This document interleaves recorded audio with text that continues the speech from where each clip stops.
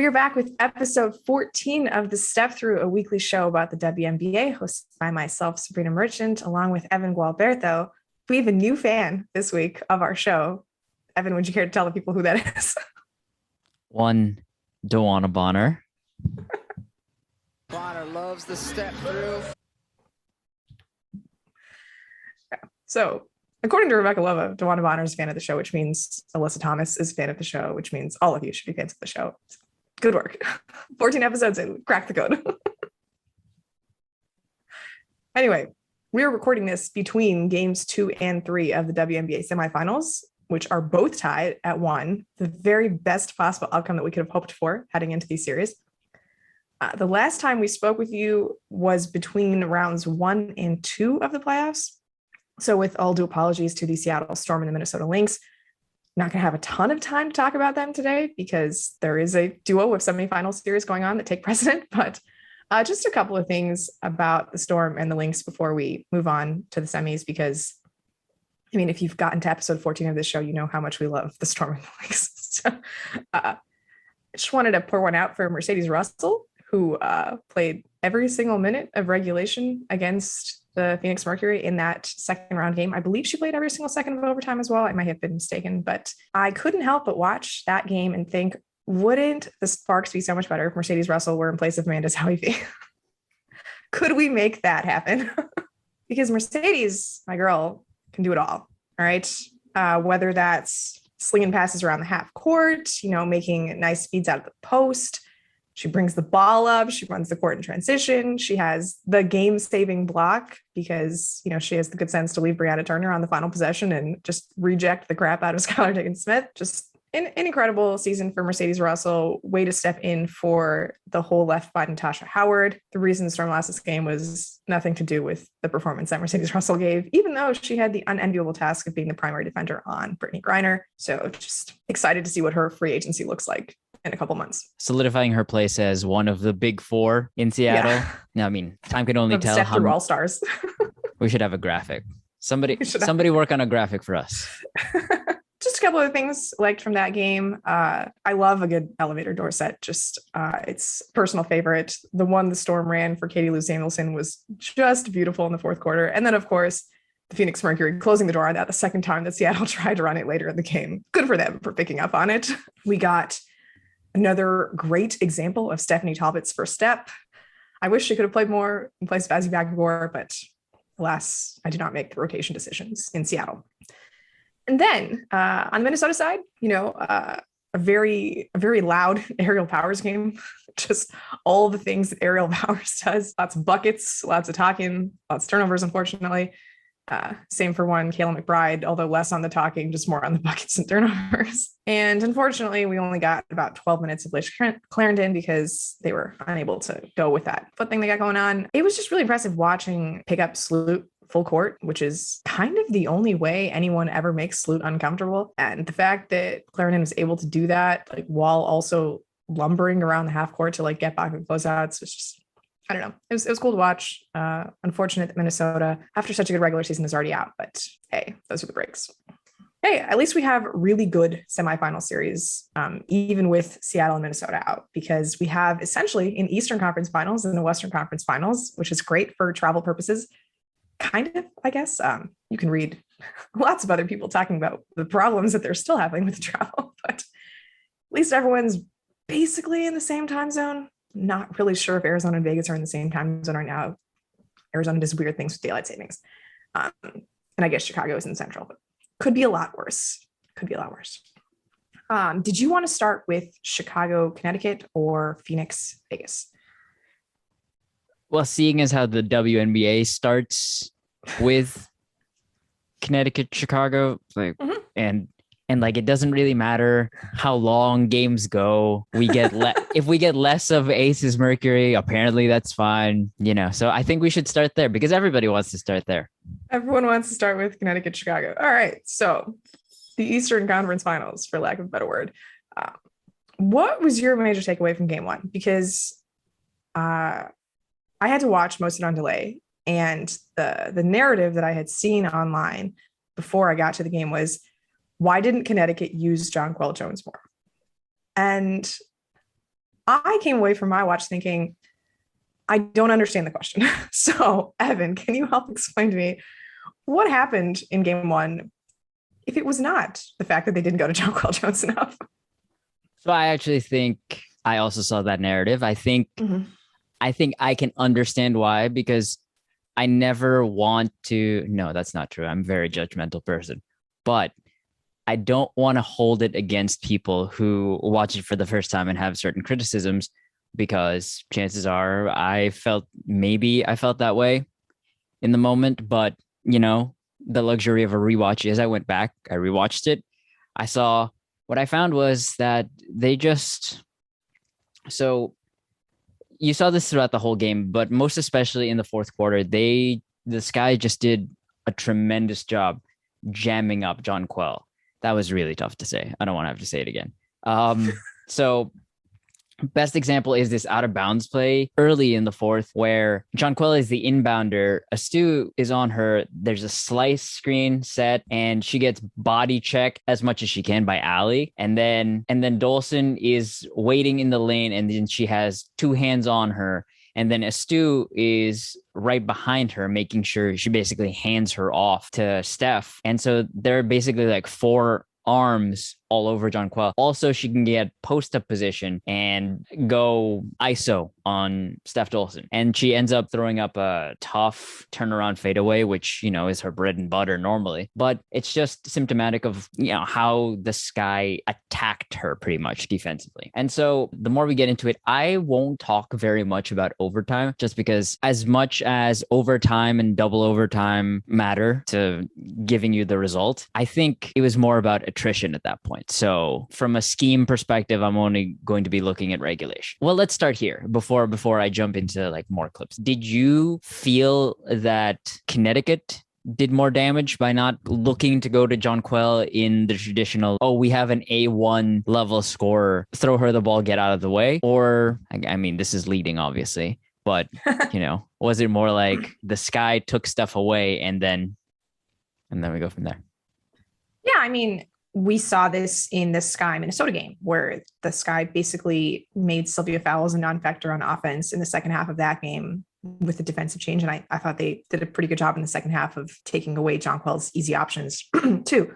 So I didn't really see the passing angles for how Connecticut could get the ball to Jonquel more often. And, they could force it, which is a lot of what happened at the beginning of game two. But I think going away from her, when you do have a full complement of players who also helped you get to a 1 seed, it is not such a bad idea either. Yeah, I mean, you knew my feelings going into the question. Well, we did discuss this ahead of time. Yeah, that's true. This is doing a lot of planning. A little behind the curtain. Yeah.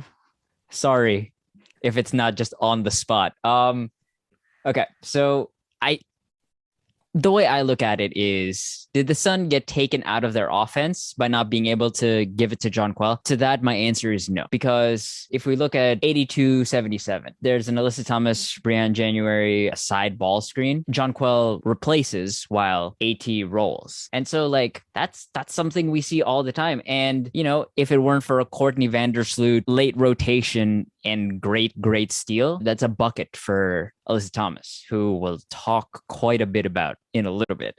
But another one is, I just have this in my notes as Jonquel getting squeezed. Under 2 minutes now, 2-point Chicago lead. So Jonquel gives the ball back to Jaz Thomas, and then she just moves Allie Quigley away. And so she's trying to post Quigley up. But there's no angle because, one, Quigley is really, really, really active in taking away any possible angle. And all the while, Candace Parker is cheating off of Bri Jones, who's on the opposite block, basically squeezing Jonquel. And what ends up happening is they eventually get it to Bri Jones, who, muscles up and through Candace, misses, and then Allie is boxing out Jonquel and she sort of undercuts her, and then they get free throws that way. But that stuff isn't really, I wouldn't call that not going to Jonquel. Another great example is a minute left to play, tie ball game. They run slice action out of sideline, out of bounds, and it's basically a Jonquel Candace Parker ISO. It doesn't work out because Candace is able to just get her hands in and rip it away, which is, really impressive. But they were actively going to Jonquel and looking for her. And if it wasn't there, they just played the rest of their offense. And I think, to your point,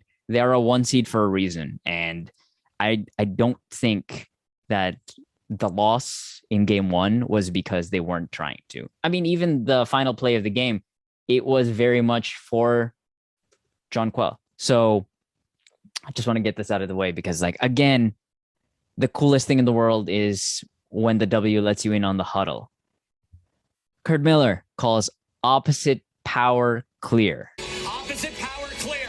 Hi, but we're going to have DB run this. Now, if you don't know what terms are, not a big deal. So here they wind it down to 10 because he said go at 9. So Bri Jones sets a screen at an angle for Jonquel, basically a ram screen. And then as Jonquel sprints up to set the ball screen, DeWanna Bonner does eventually reject the screen. But I think the screen is largely rejected because of the way Kahleah Copper is playing it. So DeWanna has to put up a tough fadeaway over. Candace shows a little bit, but Copper stays tight and it hits rim. So I wouldn't say the Sun weren't trying to. They were trying to, but if it wasn't there, they weren't forcing it, which I think is a good thing.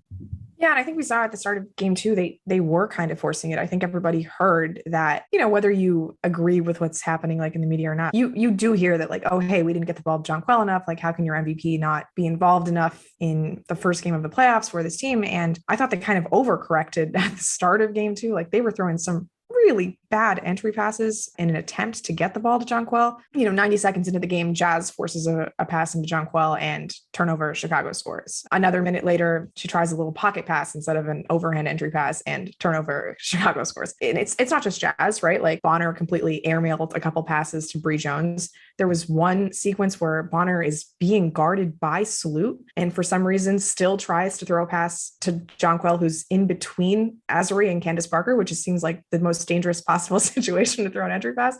So I think just going about their offense and exploiting all of the other weapons they have, when Chicago is putting their best defenders on Jonquel, is probably a better solution. And you saw Connecticut get into that more and more as the game went on. But, the beauty of having Jonquel Jones is that even if she's not playing well, she's still commanding so much attention, right? And that makes it just that much easier for everybody else on the court. I completely agree. And it's also, too, the game plan was to take Jonquel out of it. I mean, why wouldn't you game plan? Exactly. Yeah.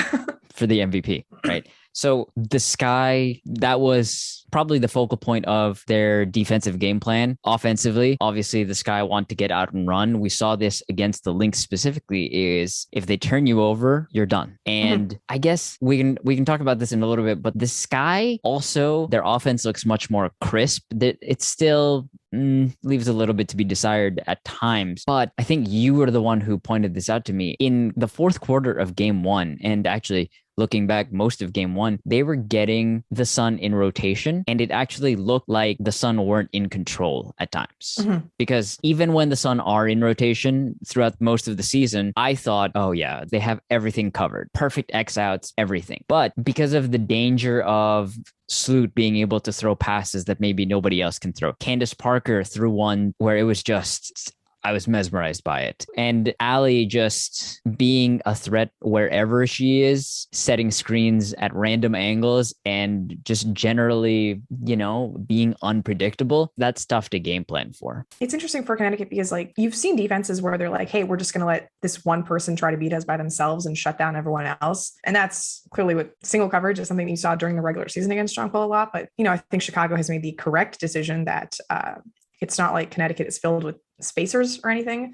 So Jonquel's not, going to be hitting out to a lot of 3-point shooters if she sees doubles. And I just didn't think she did an incredible job of passing out of doubles. Her timing wasn't quite right when the help came, which is in stark contrast to the second series we're going to talk about when Brittney Griner was incredibly good passing out of doubles. But it's almost like Jonquel's not as used to seeing these coverages. She was just a beat too late when the help came, which either just negated any advantage that had been created by the double, it allowed Chicago to get back to their original assignment, or or just turning the ball over because she's trying to force something that doesn't exist. And so actually that brings up a great point, is that I think the game plan for Chicago was more to force them to go from their inside out game and make them uncomfortable doing that. And I think the biggest shift is that Connecticut, as game 2 went on, well, actually as game 1 went on also, they figured out that attacking the Sky from the outside in, from those high ball screens, where early on the Sky would switch their big to big action, because you saw a lot of Dawana, Jonquel, Bri Jones pick and rolls. So they would switch that action. But when it was a big and a small, or a wing like Copper or Diamond, they would hedge that. And I was just talking to Em Adler about this. Is Chicago, I think their biggest weakness is their backside rotations. And you could see the gaps if you knew to look for them on that backside. It's just that there's so much length and size up there that there's only one Courtney Vandersloot in this series. And I believe that she is the only one capable of making these passes. Although that's not for a lack of trying by Jaz Thomas, Natisha Hiedeman, Alyssa Thomas even. The angles were there. I just think that Chicago being so crisp and sharp defensively in game 1, because they had played 2 games prior, is, the Sun were caught sleeping a little bit. And we saw this in the Commissioner's Cup. If the Sun have any type of rust, and they get run on or they get blitzed, stuff like that, sometimes it takes them a little bit longer to get to where they need to be. And that's why I think that, this game 2 was so interesting, because, after the Commissioner's Cup, Connecticut obviously reeled off 14 games in a row of wins. And I don't anticipate that they're going to do the same here. By no means. So I think that Connecticut has figured out Chicago, or that the series is over, but they do have an ability to switch back on, right? I don't think that they're as bad as they showed in game 1. Whereas I think Chicago's performance is pretty reflective of what they can be at their best. I think Connecticut just has a higher gear that they can hit. But I also do think that Chicago does a really good job of forcing them into things that make them uncomfortable, right? Like you said, they took away their inside out game, which is why Alyssa Thomas was just so interesting in that game too. I guess it's never too early to talk about Alyssa, but game 1 was a little confusing to watch Alyssa Thomas, because this was only her 3rd game back from the Achilles injury. The first 2 essentially had no stakes for Connecticut, right? They basically locked up the number 1 seed. They weren't really playing to win, even though they obviously wanted to finish the season on that streak. So this was her first real action, and it comes a week plus after the regular season had ended. So even more rust that you're dealing with as you're trying to get back into game shape. And you could tell that her touch was just nowhere where it needed to be on offense. And even defensively, her closing speed wasn't quite what we've been accustomed to see with Alyssa Thomas. So you mentioned Connecticut got in rotation. In game 2, you can see that Alyssa and Jonquel are covering for each other the way they did in 2019. In game 1, it wasn't quite there yet. But I'm more interested in what the Alyssa Thomas meant offensively, because the one thing that she does better than Jonquel is make passes. She's just a much better passer than Jonquel Jones is. And so when Jonquel runs a pick and roll, she basically gets all the way to the basket, whereas Alyssa Thomas is much better at short roll, make a decision, and get the ball out. And when Chicago is hanging back and committing so much of their defense to make a wall around the basket, that gives Alyssa Thomas a lot of space to, redirect the offense, whether she's slipping out of a screen or just, short rolling. I thought that was the key to sort of unlocking Connecticut's offense in a way that they just couldn't when they were trying to attack Chicago's base defense, but just literally ramming against a wall over and over again. So Curt Miller makes the substitution, takes out Bri Jones and Jonquel Jones about 4 minutes into the game, because Connecticut has not scored yet. He brings in Mon Vermeer and Alyssa Thomas. One of the first possessions, they run a pick and roll. Alyssa Thomas gets short roll, kicks it out to Briann January, first score of the game, right? Then a little bit later, she's running a pick and roll with Jaz Thomas. 2 go to Jaz Thomas. So Alyssa rolls into space and she just has a cleaner path to the hoop. Whereas you see similar situations where Jaz and Jonquel Jones are running pick and roll, and Jonquel just tries to get all the way to the cup without flaring out or doing anything to get Chicago out of their original defense. But over and over again, you'll see it in the fourth quarter again, she runs a couple pick and rolls, just sort of slips out, flares to the baseline. And all of a sudden there's all this space created under the basket because now the defense has to go cover Alyssa Thomas out on the baseline. And then she's able to hit Jonquel Jones for a little easy finish under the bucket. There's another play later in the fourth quarter where Jaz and AT are running a pick and roll. And again, AT sort of flares out to the side, brings some of the defense with her. Diamond DeShields starts shading towards Jaz because two of these defenders are sort of looking at Alyssa. And now DeWanna Bonner is open on the wing for a three-pointer. So it's just these little things about how Alyssa Thomas creates additional pockets of space with the way she plays the pick and roll, with the way she slips out of these screens.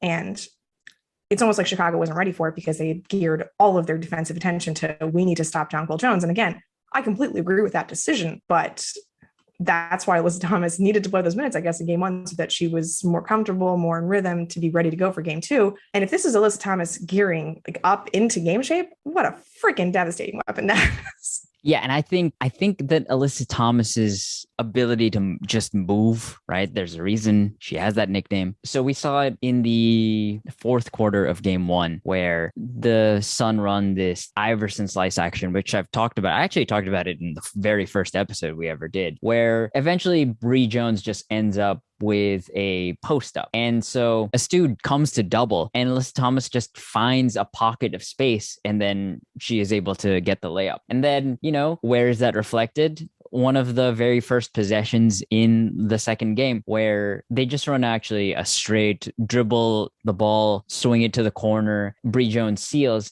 And then as soon as Bri Jones seals, this time it's Courtney Vandersloot coming to double. That's a straight diagonal pass to Briann January out on the opposite wing is there. But as soon as Azrae turns her head, Jonquel is diving to the basket. And then she is able to get free throws. She just missed both of those free throws. Apparently it was because she had a golf ball sized welt on her head or something.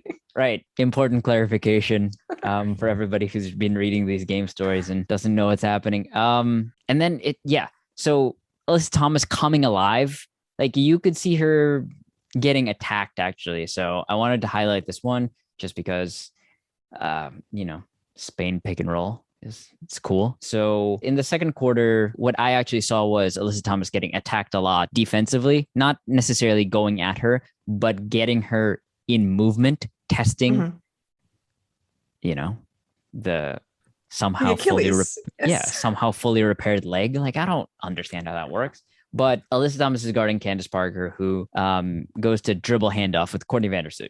And then Diamond DeShields sets this rip screen, back screen at the elbow at an angle. And then Sloot throws it over the top. Candace catches. Bri Jones is there. Great rotation. But Candace gets Alyssa behind her, and then she scores.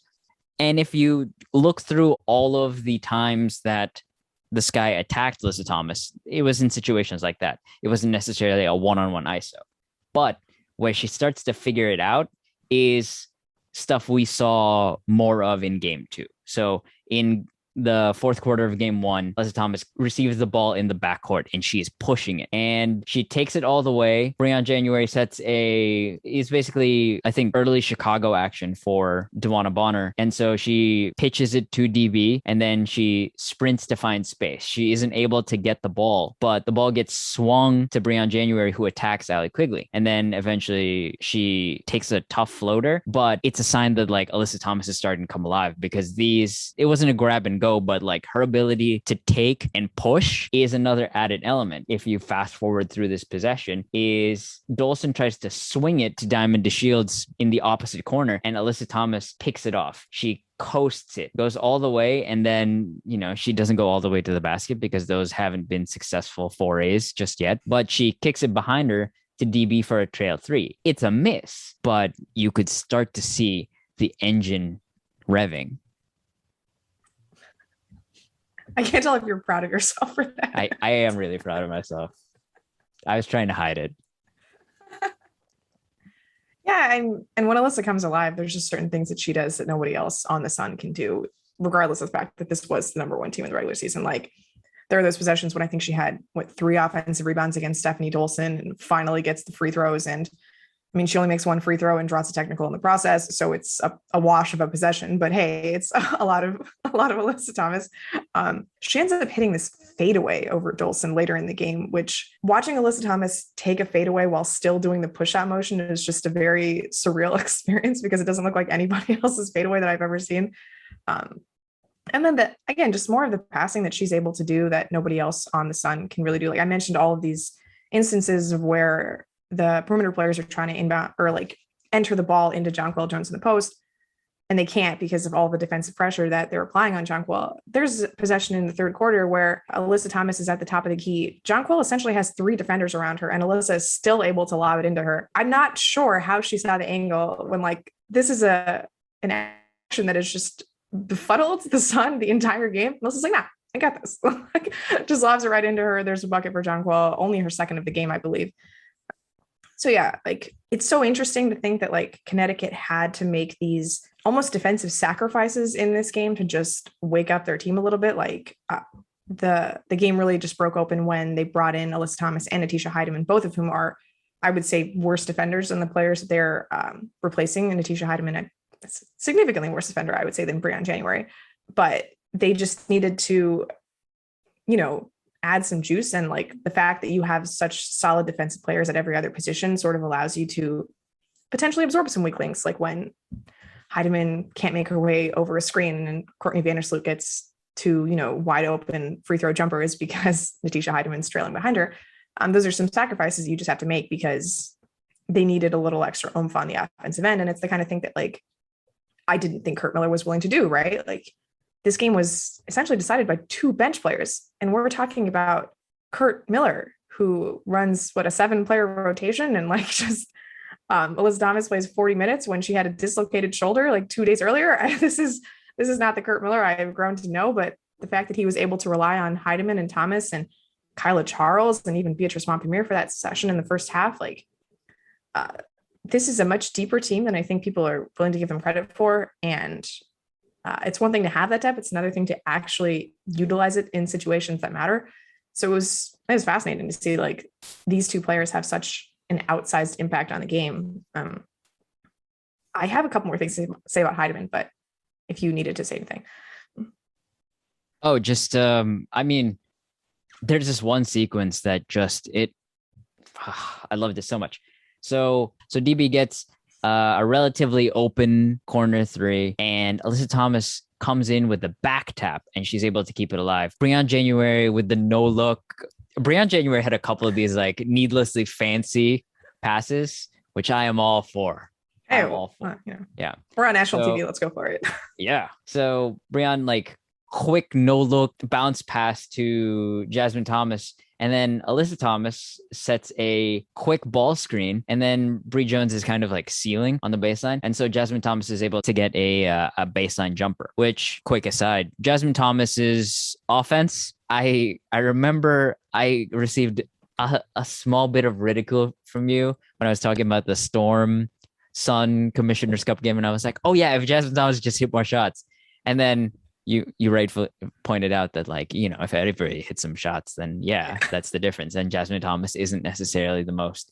But I think the shots that she was taking in game 2 were of a better quality than in game 1, because everything in game 1 was off the dribble, a mid-range. It seemed like you were settling for that shot regardless. But in game 2, gets all the way to the basket, attacking the hedge or catch and shoots, which Rebecca Lobo pointed out that Curt Miller, it was a point of emphasis, blah, blah, blah. Anyway, so later in that sequence, I think if we have time, we can talk about the Allie Quigley of it all. But Allie Quigley was not in for this sequence, and Briann January picks up SLOOT after the Sun made basket. And then she is able to pick off and coast it for a layup. And Alyssa Thomas is trailing behind for a putback if there's a miss. And then SLOOT goes to inbound it, and Alyssa Thomas is giving pressure in the backcourt to Candace Parker. And, you know, Ruko and Lobo talking about how they were excited that Alyssa is picking up full. But if you fast forward through the sequence, Alyssa is hounding Candace Park. And then eventually it's a Dolson roll, and Alyssa Thomas rotates over, and she's able to get 2 hands on the ball, rips it down, and tries to tap it in to save it. And there's a shot clock violation.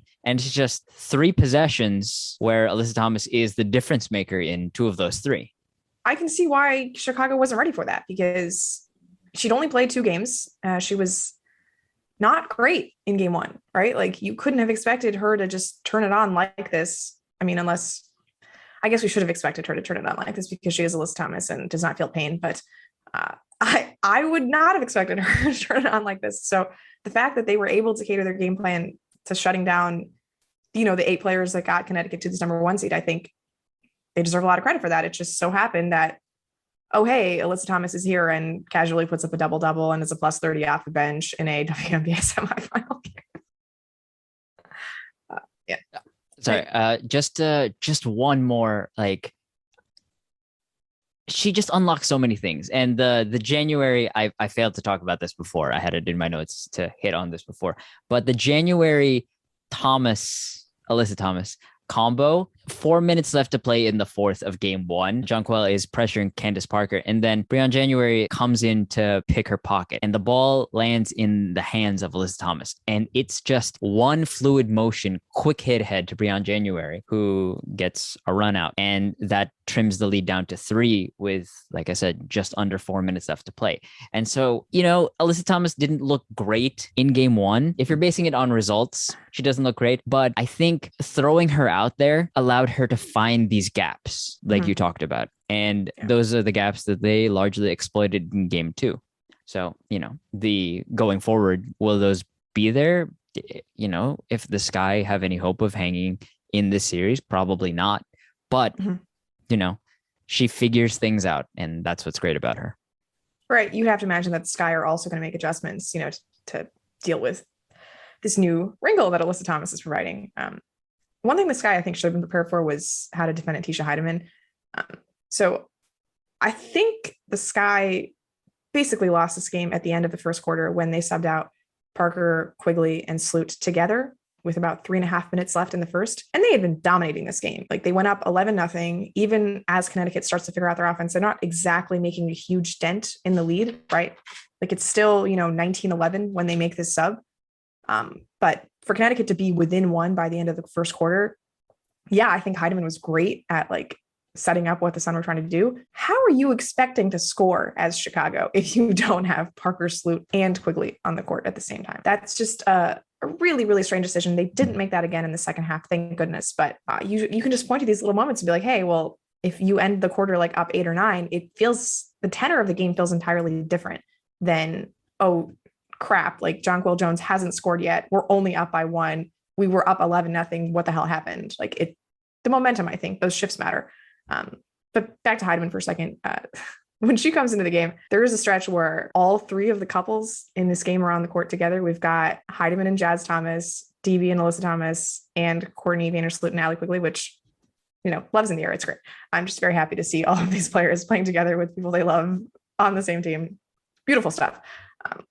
But Hiedeman, her ability to get downhill and actually provide a threat as a scorer and a passer out of pick and roll is just kind of unique to the Connecticut guards. Jaz she can run a pick and roll, but they're not going to go over on those screens. They don't trust her jump shot enough. And with Briann January, it's just a different case. Hiedeman is the one guard who really provides that pop in, you have to go over those screens to defend her in the pick and roll. The first run that she runs with Alyssa Thomas, Evans has to go over the screen. So that just lets her, Hiedeman gets her on her hip and then just attacks all the way to the basket to get a layup on the left-hand side. She does another little drive and dish where she gets just far enough past the elbow to take Jasmine Thomas's defender off of her. And then she kicks out to Jaz in the wing for another 3. And then just very next possession, her and Alyssa Thomas run a pick and roll in transition. She gets all the way to floater range and Stephanie Dolson just hacks her from behind. It's the kind of thing where, Hiedeman is going to give some stuff back on the other end. Watching Briann January fight through screens and watching Natisha Hiedeman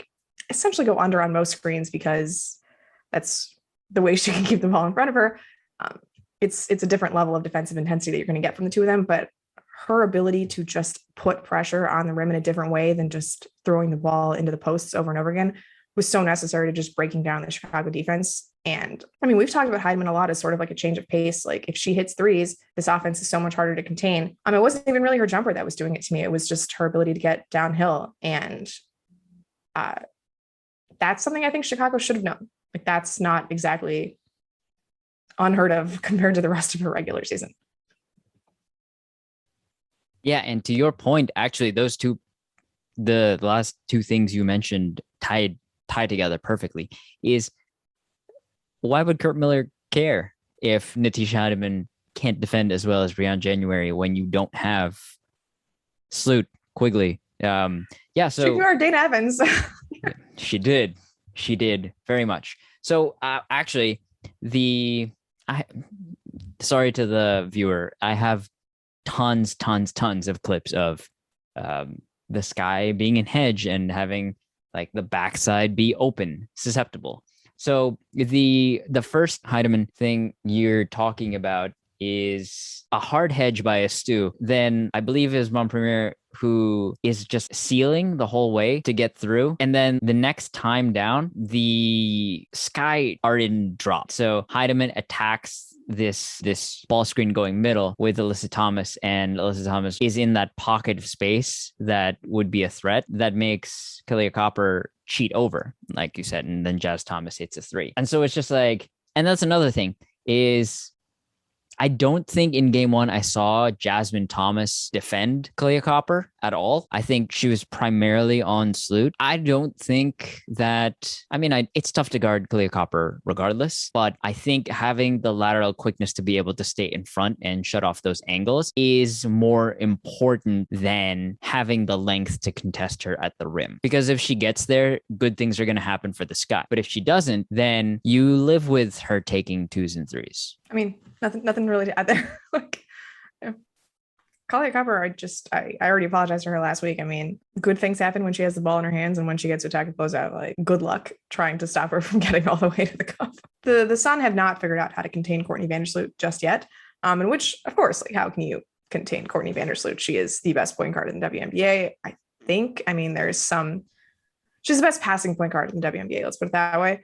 And some of the skip passes that she throws in game 2, I don't understand how she sees the angle. Like, to Diamond in the corner, to Copper in the corner. I mean, it's flabbergasting. Like, sometimes really good offense just beats good defense. And the fact that Courtney Vandersloot has the vision and the capability to make these passes, and her teammates know that she has the capability and prepare to be open. I mean, we're just witnessing like an insanely good passer, potentially at her peak. Like, she had 18 assists in game 1. And this isn't like a stat padding thing. They were playing in Connecticut. They were 18 real life assists that she created for her teammates. I mean, you mentioned this earlier, the passes that she and Candace were making on those 45 cuts that the Sky made in the first game. Just beautiful stuff. I don't even have anything to say about it. I just thoroughly enjoy watching SLOOT run an offense. And the fact that like we get to watch her against what is one of the better defenses, for all defense selections, it's just a treat like that we get this matchup. Yeah.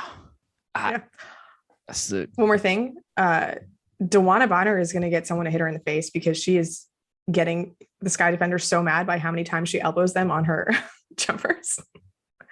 So many Chicago defenders went up to refs and were like, "Hey, I've been getting hit in the chin." Like, I predict some overflowing of tensions to happen in the next 2 games in Chicago. It's like the anti-Asia Wilson, where she gets hit in the elbow.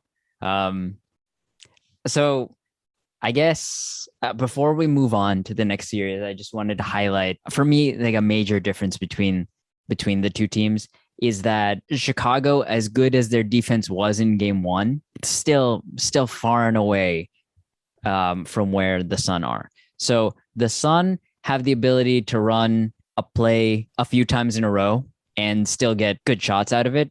Whereas the Sky kind of, when they went to a play back to back, they kind of had things taken away from them. So on this one, Iverson Loop, DeWanna Bonner special. For them, Alyssa Thomas hits the first screen. Bri Jones sets the second screen. Alyssa Thomas gets swung the ball, and then she lobs it into DeWanna Bonner. I mean, lobs are always fun. And then next possession, they run the same play, but the Sky take away the lob, which is great, but they continue to flow. And then DeWanna Bonner gets the ball and Bri Jones sets a screen. They send 2 to the ball, and then Candace Parker has to tag. And so eventually the ball ends up in Alyssa Thomas's hands. She is able to skip it to Briann January, who attacks the Azure closeout and draws a foul. And again, it's that backside that is susceptible to, it's a weak spot for this guy, I think. And contrast that with a play that I feel that viewers should be familiar with, is this one play by the Sky where they set a double stagger for Diamond to come out of the corner, and then she flips it to Allie, and then Allie reverses the ball to Candace Parker. Normally,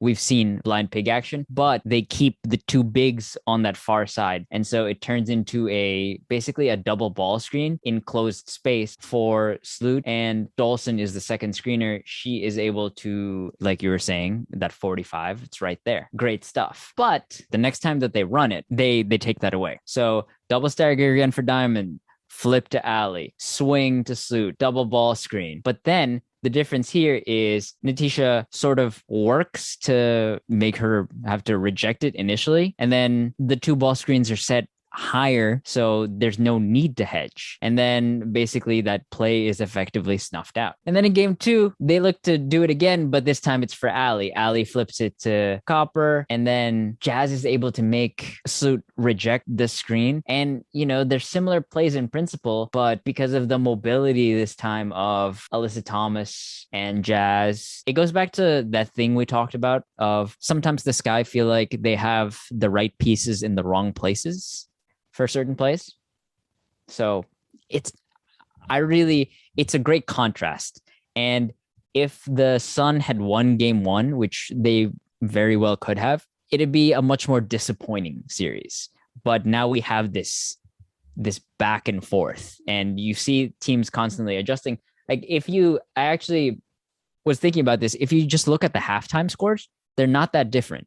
Game 1, the Sky led at half by 1 point, 47-46. In game 2, it was 45-39 to the Sun.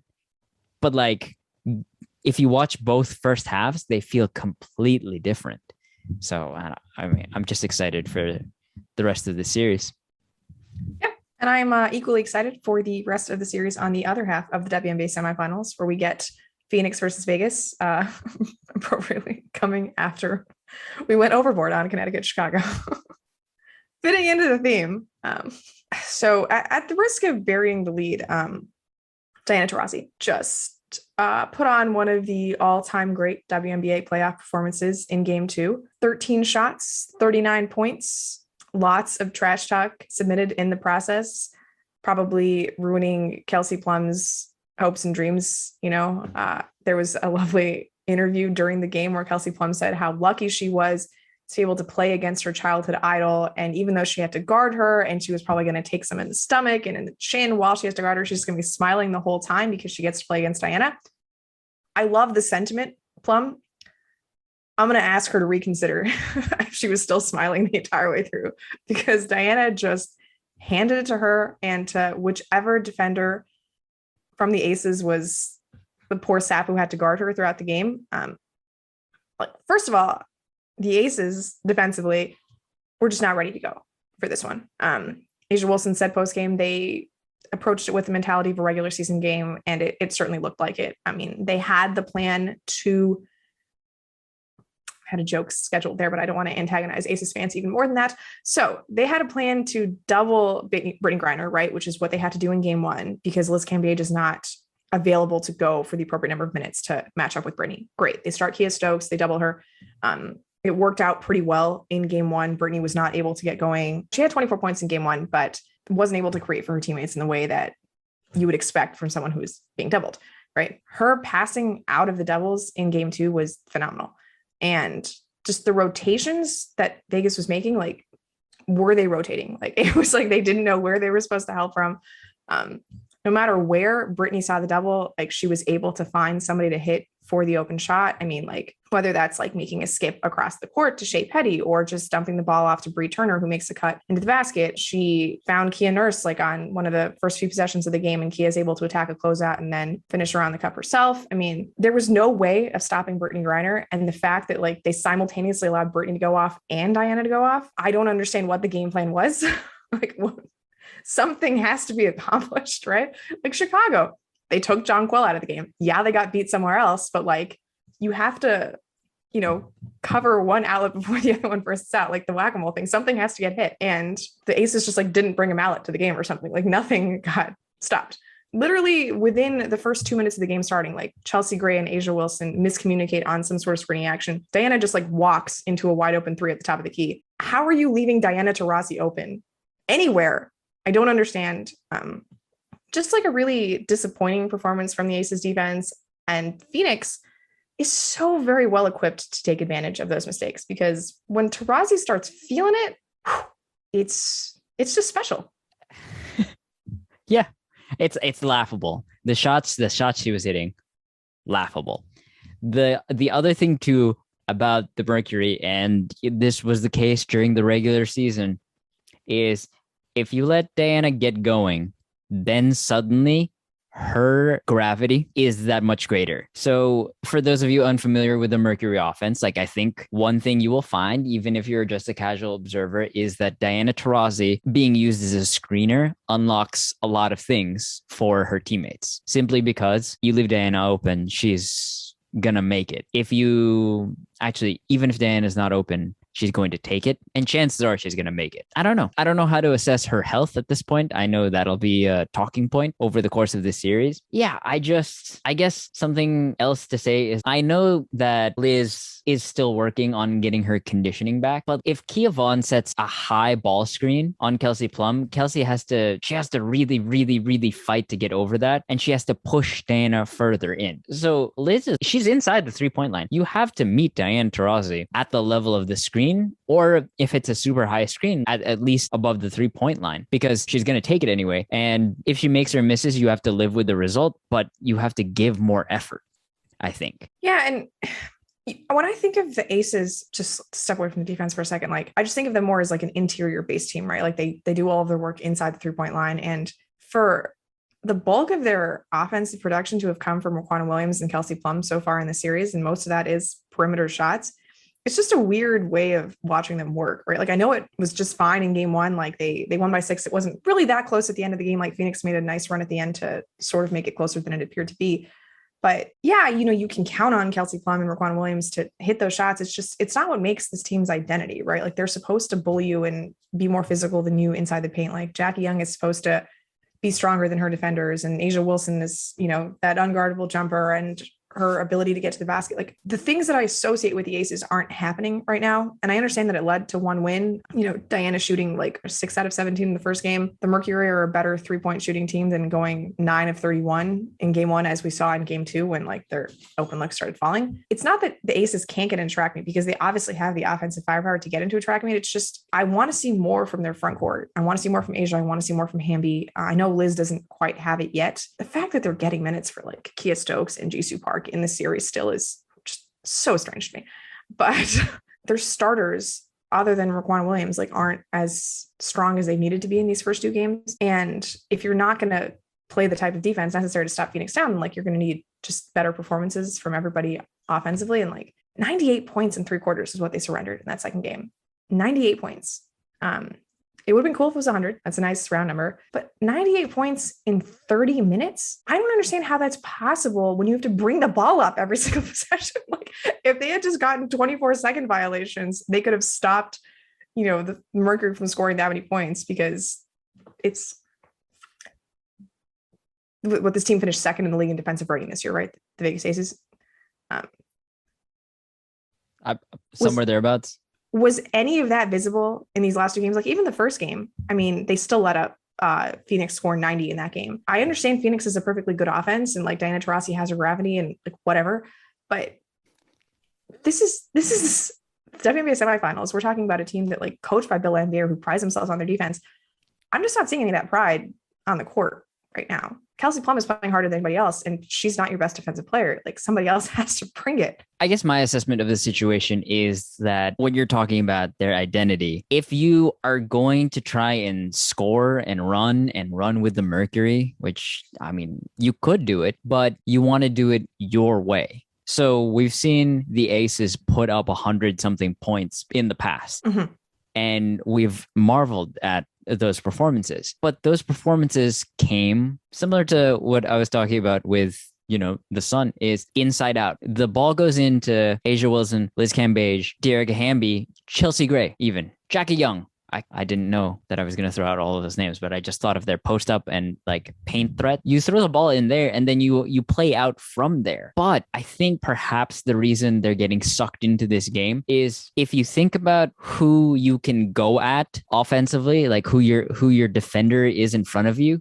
Like I think the aces maybe in these first two games believed, oh, I can go at like Skylar Diggins-Smith has played great defense throughout these playoffs. And I think her defense has largely improved throughout the season. I was more down on her defense than anything else going into the season. She proved me very wrong, which is not she's been surprising. quite good for the second half of the season, especially.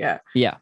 So I guess maybe you think like that's somebody you can go at. You can definitely go at Diana Taurasi, who, is on one leg. And they certainly did that in game one. They tested her early and often. And then, the rest, like Kia Nurse, I don't think you can kind of go at her. But, if there are other matchups, like, yeah, if you have a Kelsey Plum or a Chelsea Gray to go at Kia Nurse, why not?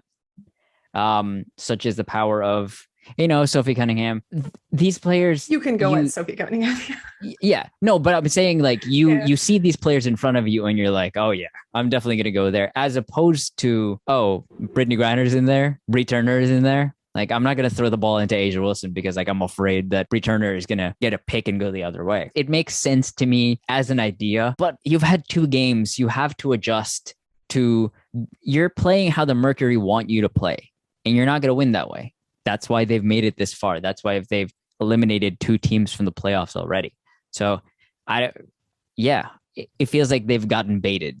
Yeah. I mean, it also doesn't help that like they're going up against 2 superstars who are just performing at the peak of their powers, right? Skylar was not as great in game 1, but she also brought it in game 2. But like mostly the post moves that Brittney Griner is putting up here, like I can understand how that's a bit deflating. Like if you send good defense at her and the way that she is just beating whatever defense is thrown at her, like I get it. That's the kind of thing you just like tip your cap and walk away. But like everybody is getting in on the action, right? Like you have to find something to stop. I understand that you can't stop everything. You have to stop something. And they're just making it too easy, right? Like the only way that Phoenix ever looked bad in these first 2 games was when they turned the ball over. And they will do that. This is a fairly careless offense. They're going to turn the ball over sometimes. They're not exactly the most ball control heavy team, but like, I haven't found a way that like the Aces have made Phoenix play the way they want to, like you said, right?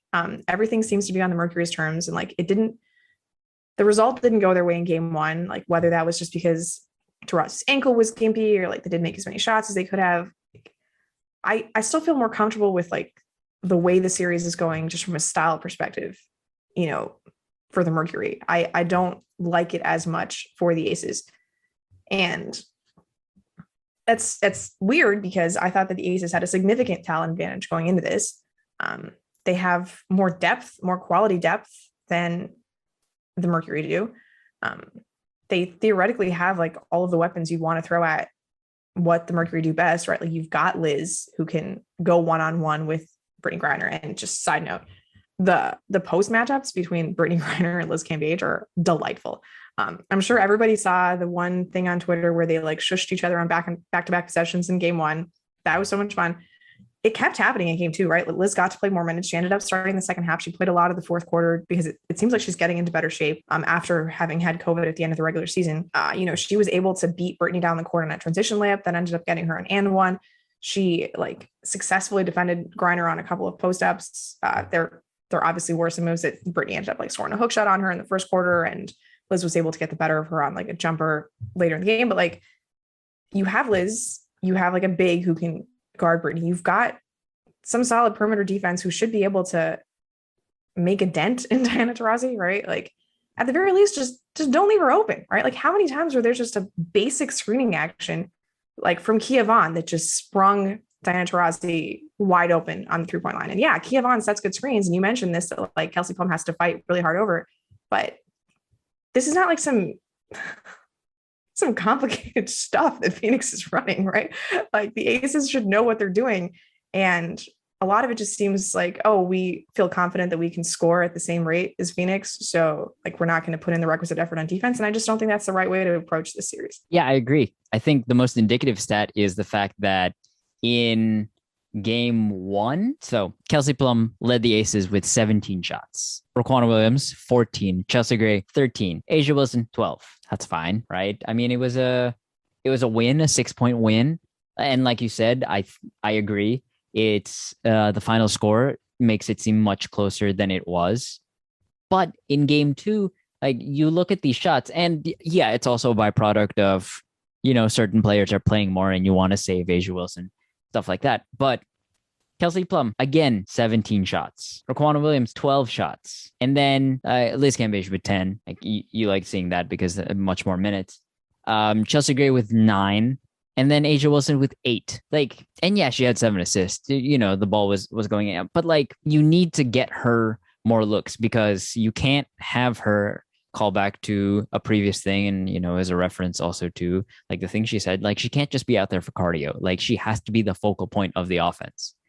Because you can't stop that.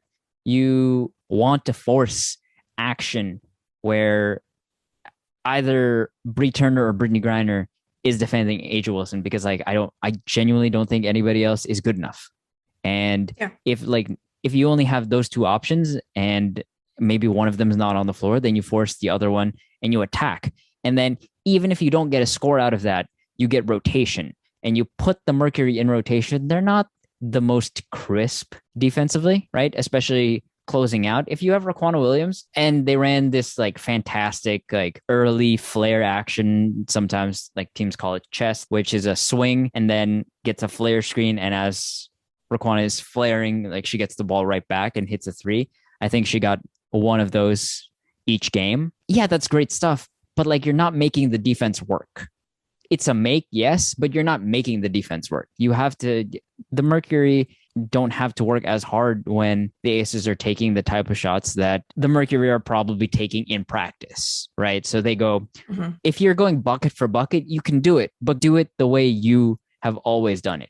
And I expect, to your point, Liz Cambage is looking better. She is getting into basketball shape, and basketball shape is different from any other type of shape, right? So the more minutes she can play, the more I think you will see the Aces be able to impose their style, hopefully, for the Aces. Yeah, hopefully. They also have like the rust thing that the Connecticut Sun are dealing with, right? They hadn't played a game since 10 days before their first playoff game. And even that one, it was a very bench heavy game because they didn't have anything at stake in that one either, right? They'd already sealed the second seed and that double bye. So I'm inclined to allow that, but like then game 2 should have been better than game 1. And game 2 was just really, really disappointing from the get-go, right? Like I understand that, like, I feel like I'm repeating myself, but just it was just stupid how open Diana Taurasi was on some of these looks. Like, I get that she hit a lot of contested shots, but like sideline out of bounds, Brittney Griner just sets a screen. Diana Taurasi is wide open on the corner. Like, you can't know that's coming. Like, I mean, and another play where they set a stagger screen for Skylar Diggins-Smith, and she just pops right back to Diana, who draws 3 free throws because the closeout was not in time, and they ended up running into Diana's arm. I think there was like a substantial review on that one, actually. Just these little things that I feel like they should be able to clean up. And I understand, like, yeah, you're going to leave Shea Petty open, and if she hits threes, you just deal with it because it's better to double Brittney Griner and hope for Petty to make those jumpers. Like, fine, but you can't double off of Taurasi. Like, you just can't do it.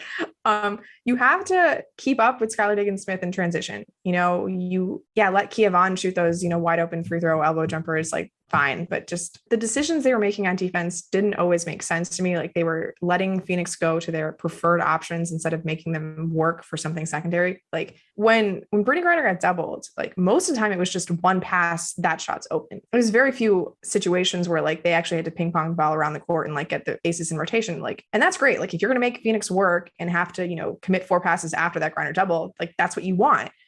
But if Brittney Griner's just getting assists on every single time you're doubling her, like, that's not the point. The point is to like make their lives difficult. If she's going to create an open shot right away, then just send one defender at her. Like, it was a lot. But some more positive things, I would say. I thought Riquna Williams was really good. Just active defensively on the perimeter too. By the third quarter, like, the Aces were 13-0 on points off of turnovers, and a lot of that was just Riquna Williams and passing lanes and then going the distance and getting a layup.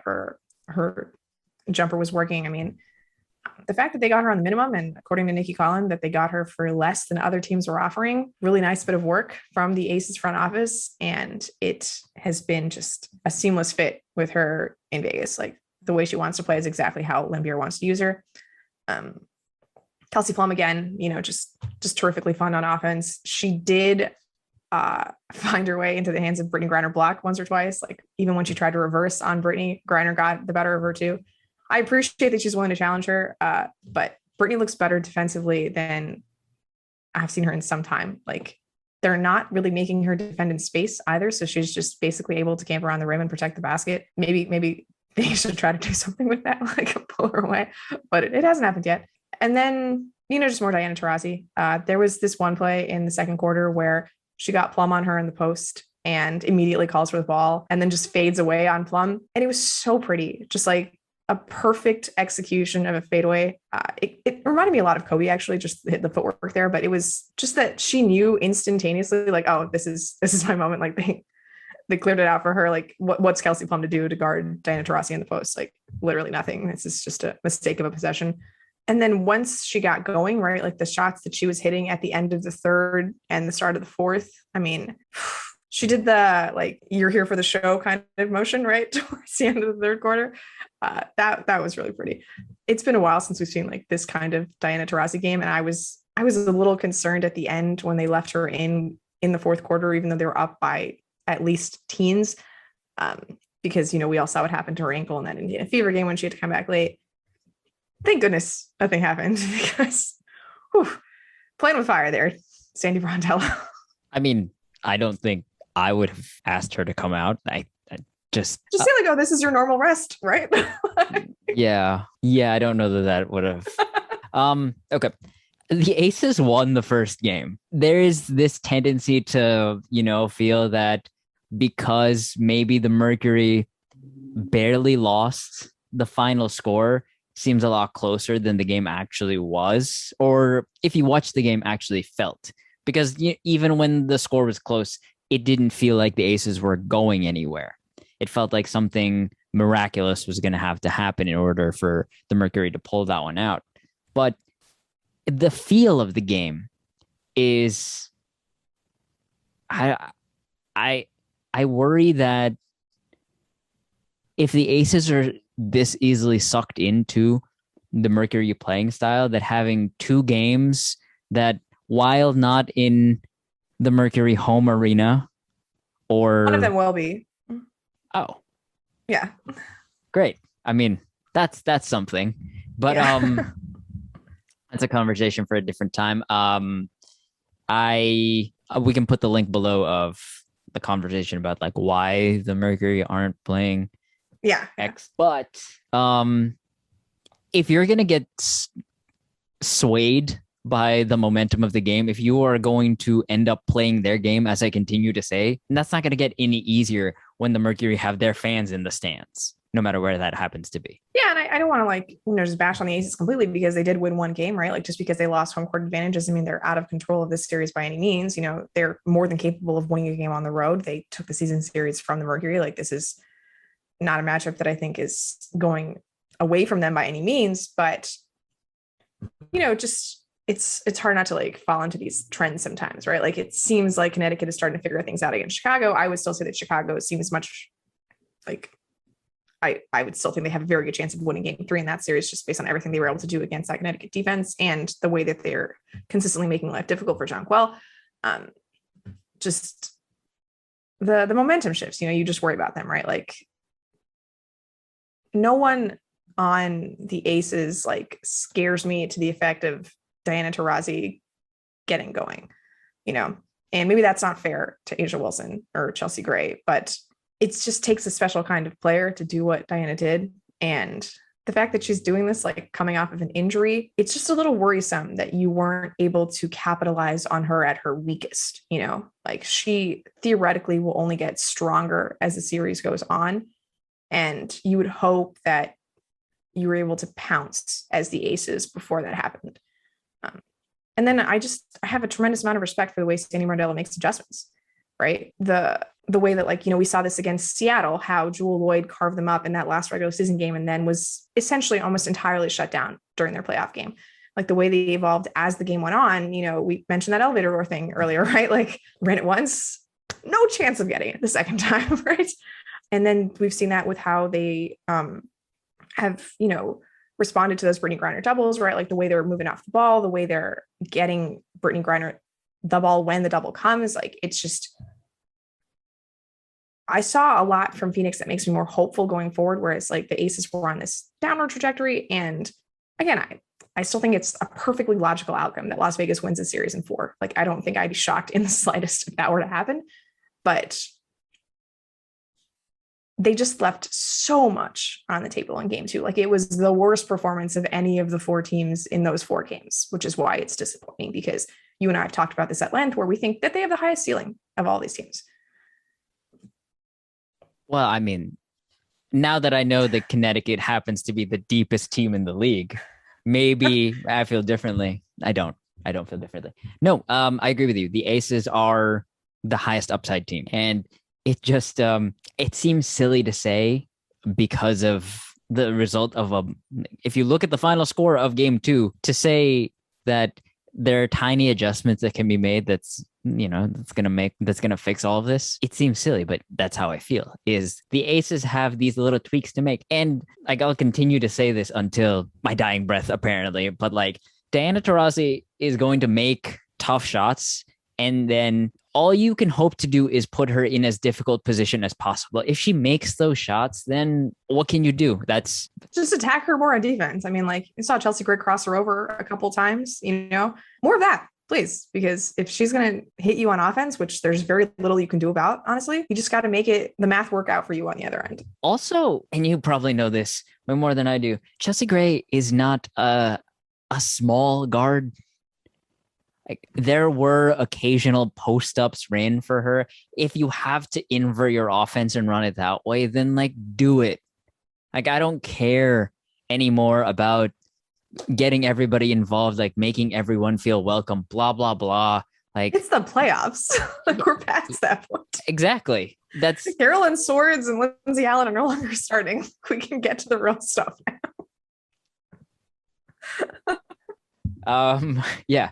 So, I mean, the only, like, I guess the last thing I wanted to like touch on is that it seems like the Aces sets are evolving, and like, that's really cool, because you talked about this. The Aces clearly had stuff left in the tank. So their sets, their basic run-of-the-mill sets that they just used to out-talent teams, are now like actual sets that when you take the first thing away, the next thing is coming, and then boom, boom, boom. Best example of that is their UCLA action.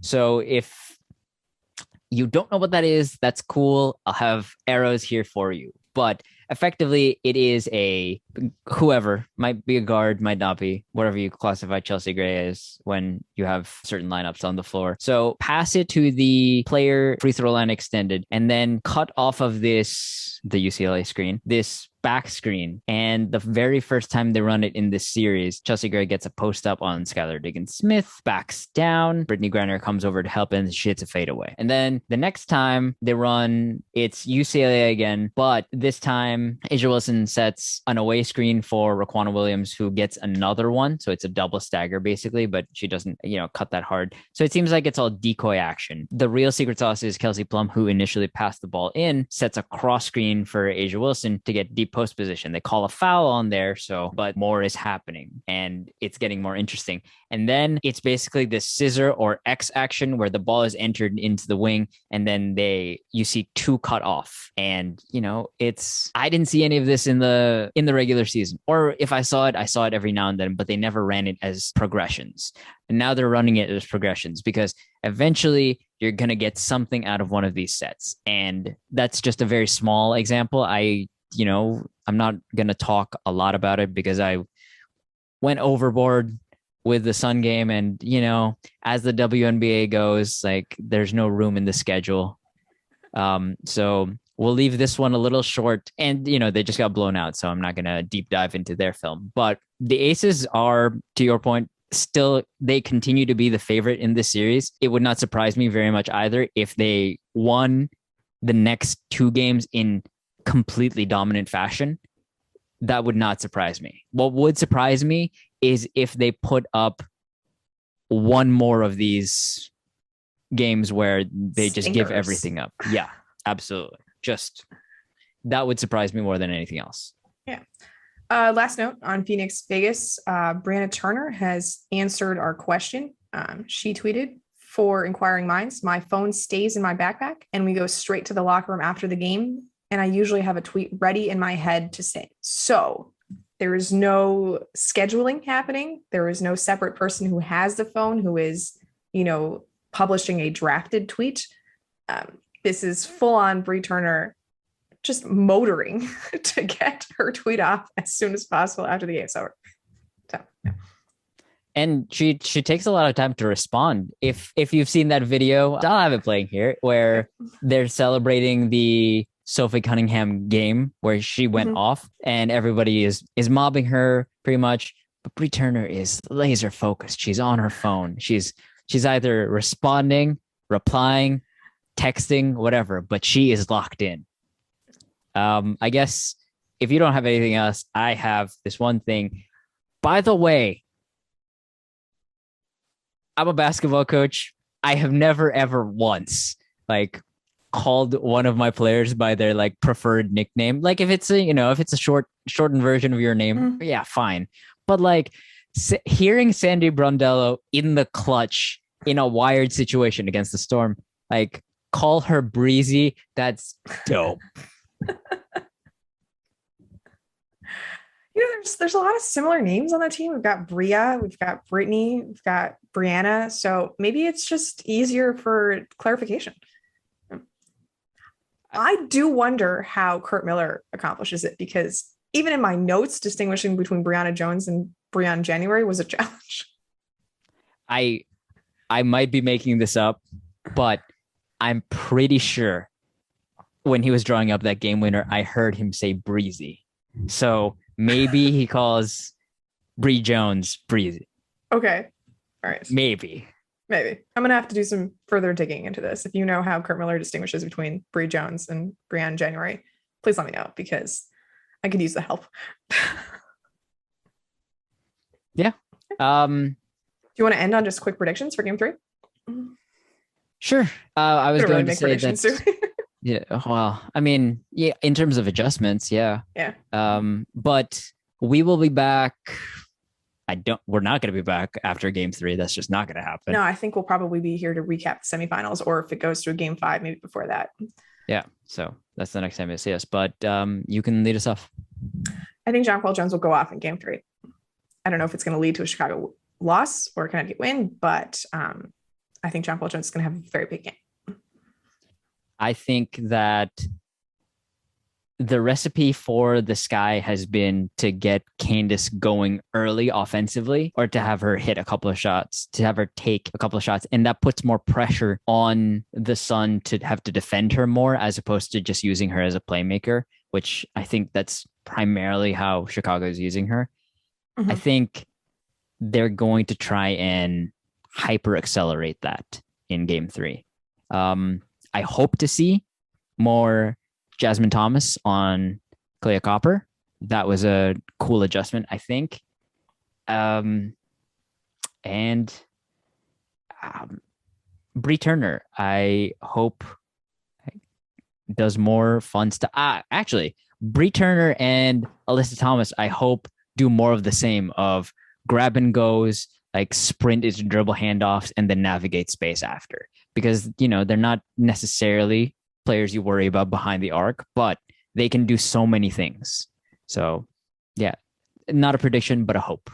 Yeah, I think we're going to see more of the aces single covering Griner, just to avoid them getting in rotation, especially if it goes sour early. And I think that's going to, require more of Skylar Diggins-Smith then to get Phoenix going offensively. She was really good coming off of handoffs from BG. Maybe more of that if we're getting the single cover stuff. And then I guess the last thing is on the Mercury side, it's getting to be pretty cool watching Shea Petty after, basically shooting herself out of the game against the Liberty. Now she's gunning. I think I sent you a text that said Shea Petty just gunned that. Shea Petty, Sophie Cunningham, we've seen what she can do. Kia Nurse, unafraid to take these shots. So, I think everybody is ramping up. So that's going to be super fun. Shea Petty also had a killer skip pass in that game against Vegas. I will have to look back and remember when exactly it was, but like SLOOT-esque. So you do you, Shea Petty. That's as good a place to leave it. You do you, Shea Petty. Yeah. So we'll see you maybe before game 5, or maybe there won't be game 5s to go to, but we'll see you in about a week's time. So we'll catch you later. Bye.